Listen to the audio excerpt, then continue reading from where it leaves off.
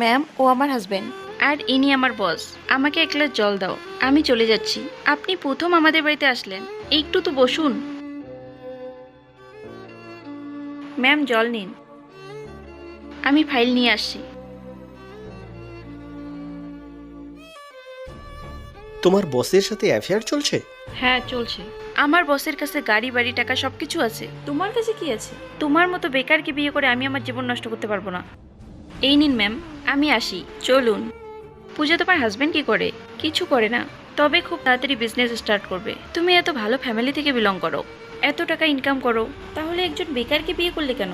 ও আমাকে অনেক ভালোবাসে, কেয়ার করে, আর অনেক রেসপেক্ট করে। ভালোবাসা থাকলে সাফল্য একদিন নিশ্চয়ই আসবে।